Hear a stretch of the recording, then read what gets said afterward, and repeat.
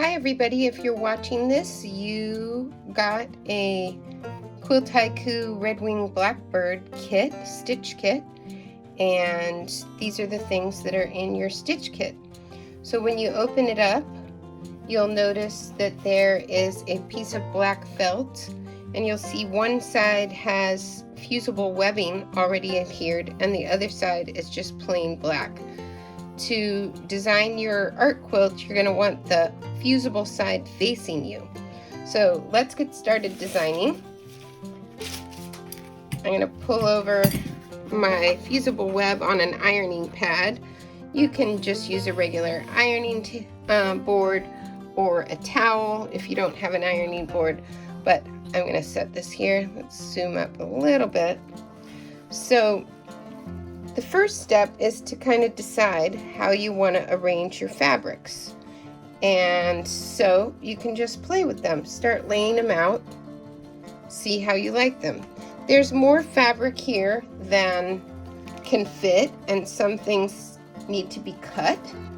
So you'll just play. Like if I want to start off with my bird in the middle, and maybe use some of these commercial fabrics.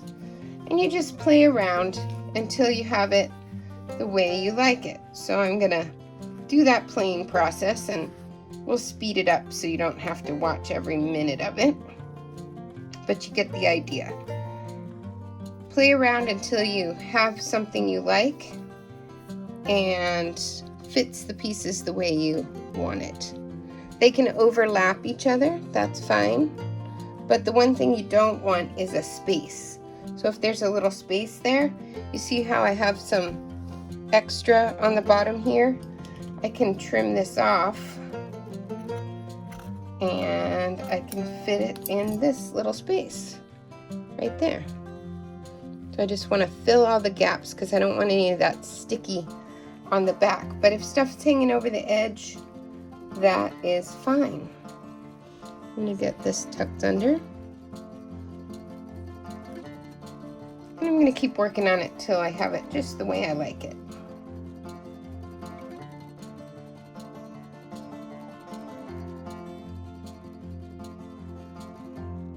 Here's one possible way. I could put some of the words or all of the words. Here's one way I could do it. Here's another configuration I tried. And here is a third way. Once you decide how you want it, you are ready to iron. Now you'll notice that the words have a paper backing on them. So to get the paper backing off, you take a pin, the needle that came in your kit or something else, and you strike across the back to score it and peel it open. Like this, okay? And you do that for all your ones because there's fusible that will be stuck down when we iron it.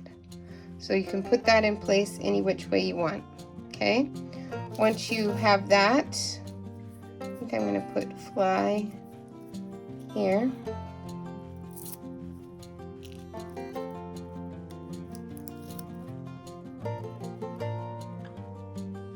And because when I trimmed the fly there was a little extra of the red, which I kind of like, I'm gonna put that little scrap of red right here. Again, you don't have to use everything, and it's okay if some of it hangs off. You can either decide to trim it off or leave it asymmetrical.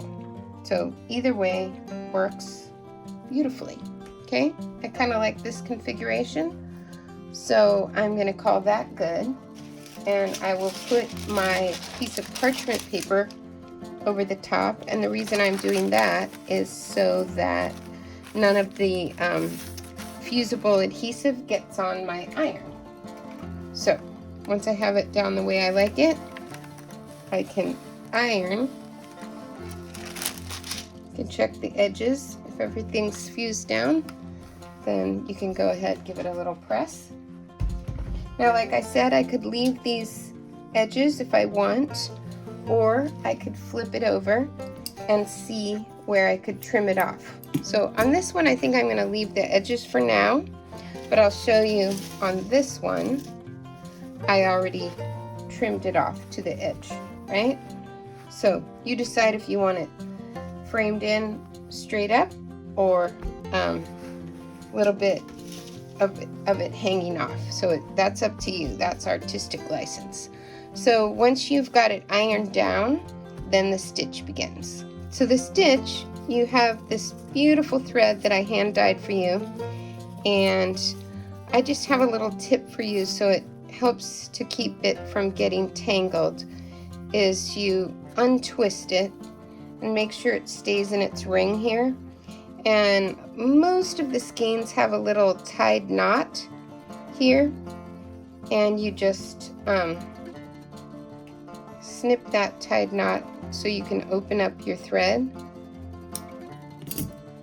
And some of them might have 2 knots, and then you'll find the beginning of your thread, which happens to be right here. And what I like to do is I like to take a wine cork and put just with a kitchen knife, make a slice on both ends.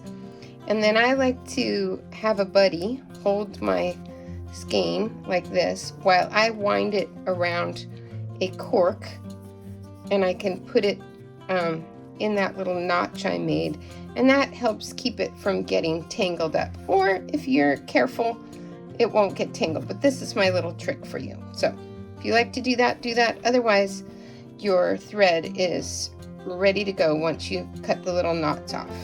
Okay, so you'll find a needle in your kit and we're ready to sew. So here's one of my pieces, and the lace was not on an adhesive part, so it's just loose here, but that's okay. I threaded my nice long needle and put a knot on the end, and I'm just gonna tack it down with a quick running stitch, which if that's the only stitch you do in this kit, that works beautifully. If you want to play with more fancy stitches, that works well too. Your kit includes a few stitch instructions, and then I recommend, if you want to play more, to look on Pinterest, and YouTube has tons of great stitch videos. So, but I'm just going to do a running stitch, and we'll fast forward this. But you can see with this nice long needle, I just go up and down a few times and make a nice running stitch. A little hard to pull through, but you don't need a hoop or anything because you have the felt backing. And it's okay to scrunch it up. Most of your art is stuck down.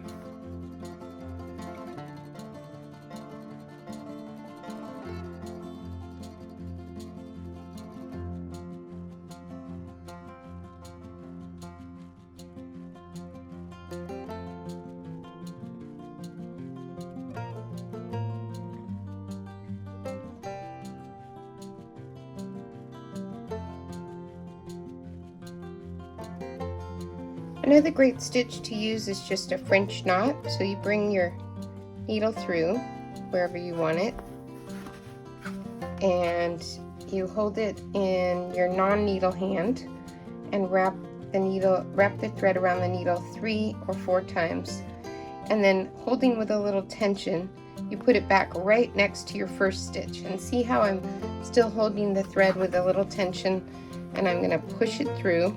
And I'm holding it with my opposite thumb and gonna pull through to get a nice little knot there on the top of the surface. That's a nice little accent.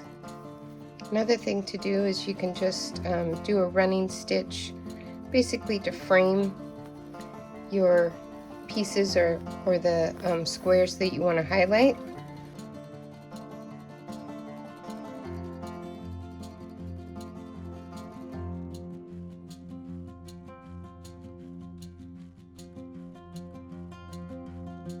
Okay, I've framed that in.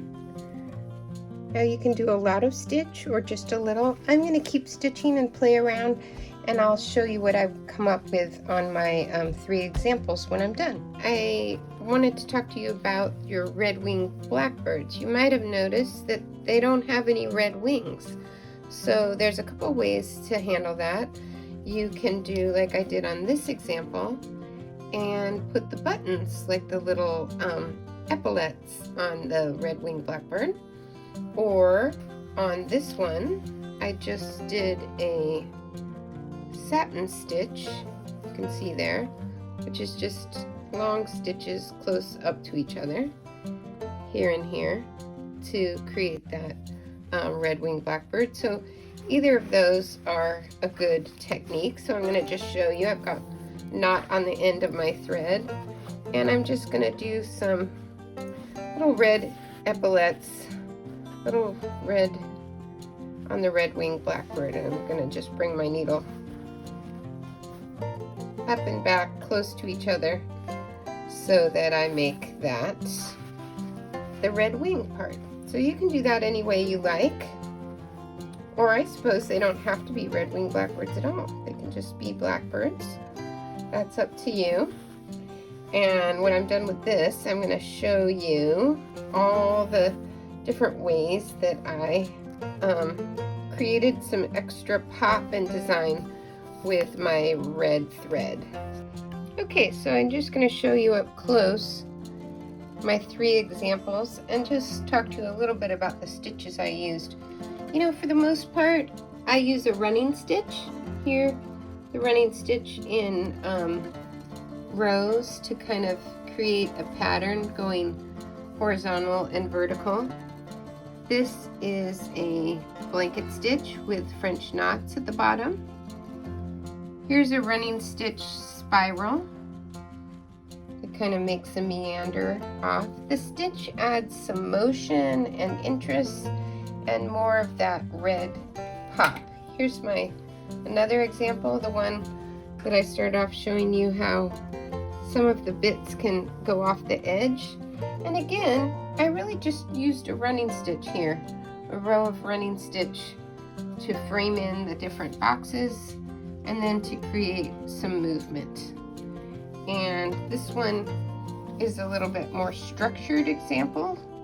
It's got the running stitches going more straight up and down,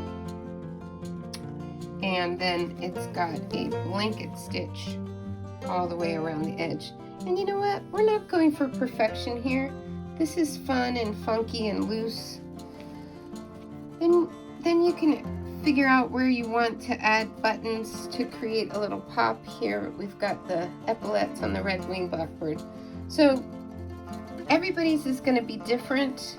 Everybody's is going to be beautiful. The choices you make are yours, and I think that you're really gonna love what you come up with. Have fun, let it be playful, enjoy what you're doing, and I look forward to hearing from you. You can send me an email with your finished pieces. I would love that. Okay, bye bye for now. Enjoy your kit.